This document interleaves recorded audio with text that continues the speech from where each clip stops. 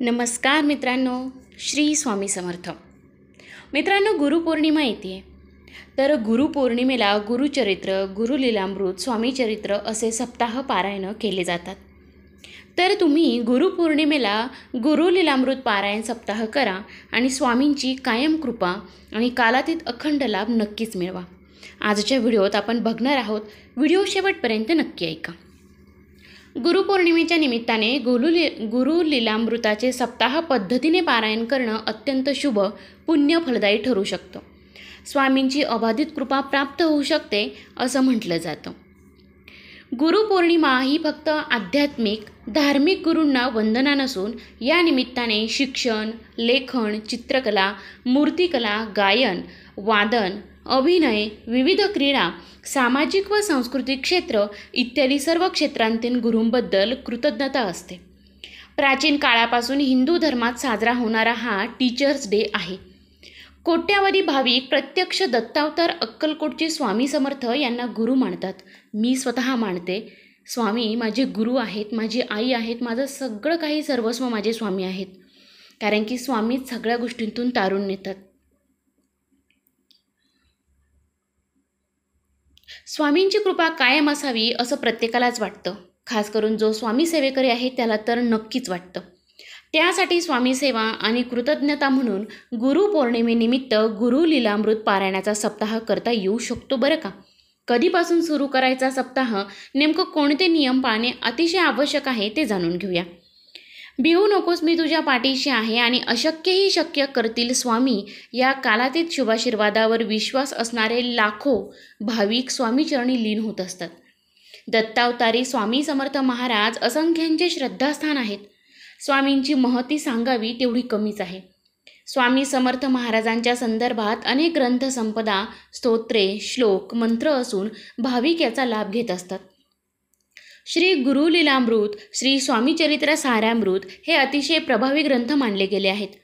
याचे नित्य नियमाने पारायण केल्यास तत्काळ फळ मिळू शकते अशी अनेक भाविकांची श्रद्धाही आहे आणि अनेकांचा तसा अनुभव देखील आहे. स्वामींच्या लीलांचे वर्णन ज्या ग्रंथात आहे तो म्हणजे श्री गुरुलीलामृत. श्री गुरुलीलामृत पारायण सप्ताहाची सुरुवात कधीपासून करायची तर 10 जुलै 2025 रोजी गुरुपौर्णिमा आहे. 9 जुलै 2025 रोजी मध्यरात्री 1:36 आषाढ पौर्णिमा प्रारंभ होणार असून 10 जुलै 2025 रोजी उत्तर रात्री 2:06 आषाढ पौर्णिमा समाप्त होणार आहे.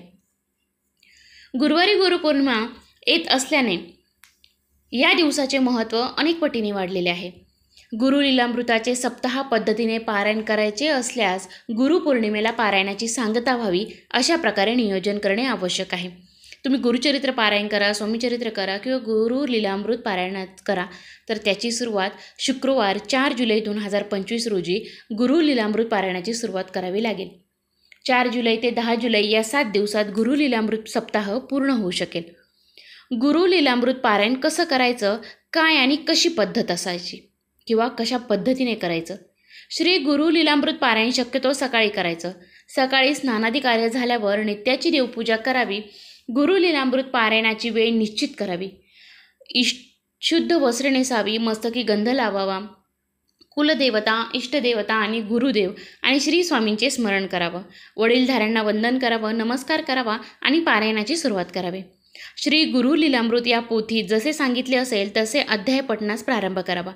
तत्पूर्वी एक दिवा कायम तेवत ठेवावा. पोथीला अक्षदा, फुले वाहावीत. पोथीला धूपदीप दाखवावा. मनापासून पोथीला नमस्कार करून पारायणास सुरुवात करावी.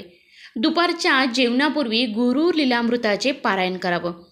श्री गुरुलीलामृत पारायण करताना संकल्प कसा करावा.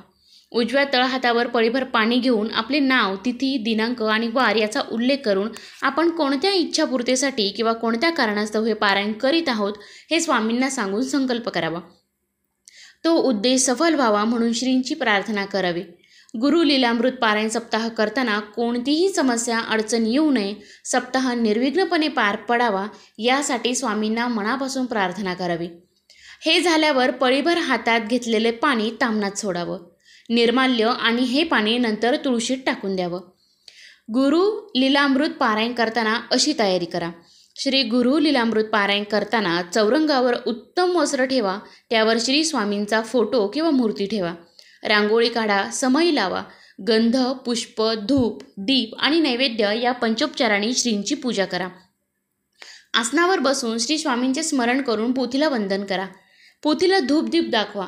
त्यातील अर्थ नीट समजून घेऊन शांतपणे वाचन करा. या समयी श्री स्वामी महाराज आपल्यासमोर साक्षात बसलेले आहेत असा भाव असावा. चित्त प्रसन्न असावं. वाचन झाल्यावर स्वामींना गंध, हळद, कुंकू आणि फुले अर्पण करावीत. धूप दीप नैवेद्य दाखवून आरती करावी. प्रसाद मनोभावे ग्रहण करावा. श्री गुरु लीलामृत पारायण करताना या गोष्टी कायम लक्षात ठेवा. स्नानोपारानंतर म्हणजे शुचिर्भूत होऊन आंघोळ झाल्यानंतर शुचिर्भूत होऊन श्री गुरु लीलामृत ग्रंथ वाचनास आरंभ करण्यापूर्वी आराध्य देवता, कुलदेवता तसेच वडीलधाऱ्या मंडळींना वंदन करून श्री स्वामी समर्थ महाराजांच्या मूर्तीची व पोथीची पूजा करा. ग्रंथपारायण झाल्यावर यथोचित पूजन करा. सप्ताहासाठी 7 दिवस अखंड दीप तेवत ठेवा. एकभूत राहावं. ब्रह्मचर्य व्रत पाळावं. पारायण सांगते प्रित्यर्थ यथाशक्ती दान करा. श्री गुरु लीलामृत पारायण करताना वाचन करताना मन एकाग्र ठेवा. इतर विचारांना दूर ठेवावा. शब्दांचा उच्चार योग्य रीतीने करा. पारायण करताना भक्तिभावाने वाचन करा. पूर्ण श्रद्धा आणि विश्वासाने पारायण करा. पारायण काळात सदाचाराने राहा. स्वामींचे नामस्मरण करा. त्यांच्या चरित्रकथांचा आशय लक्षात घेऊन त्यावर चिंतन आणि आत्मपरीक्षण करा. आता सांगितलेले हे नियम सामान्य मार्गदर्शनासाठी आहेत. आपण आपल्या परिस्थितीनुसार आणि श्रद्धेनुसार त्यात बदल करू शकता. श्री गुरु लीलामृताची फलश्रुती काय आणि अपार लाभ कोणते होतात? श्री गुरु लीलामृत पारायणामुळे मन शांत, प्रसन्न आणि एकाग्र होतं. नकारात्मक विचारांपासून मुक्तता मिळते. सकारात्मक विचारसरणी विकसित होते. भक्ती, श्रद्धा, आत्मविश्वास वाढतो. उन्नतीसाठी अनुकूल वातावरण निर्माण होतं. इच्छा पूर्ण होण्यास मदत होते. संकटावर विजय प्राप्ती आणि जीवनातील अडचणी दूर होतात. कुटुंबात सुख, समृद्धी आणि प्रेमभाव वाढतो. समाधान प्राप्त होतं. क्षमाशीलता, सहनशीलता विकसित होते. जीवनाकडे सकारात्मक दृष्टिकोन विकसित होण्यास मदत होते असं म्हटलं जातं. श्री स्वामी समर्थ यांच्या गुरु लीलामृत ग्रंथात ज्या पद्धतीने सप्ताह पारायणाची पद्धत सांगितली आहे त्या पद्धतीने सप्ताह पारायण करा. 7 दिवस शक्य नसेल तर 3 दिवसीय पद्धतीचे पारायण करा. तसंच मित्रांनो, मी जरी तुम्हाला व्हिडिओमध्ये ह्या सगळ्या जरी गोष्टी सांगितलेल्या असतील तरीही तुम्ही मान्यतावर आधारित आहे ह्या सगळ्या गोष्टी किंवा याच्या संदर्भात तुम्ही तज्ज्ञ व्यक्तींचा सल्ला घेणं उपयुक्त ठरू शकतं.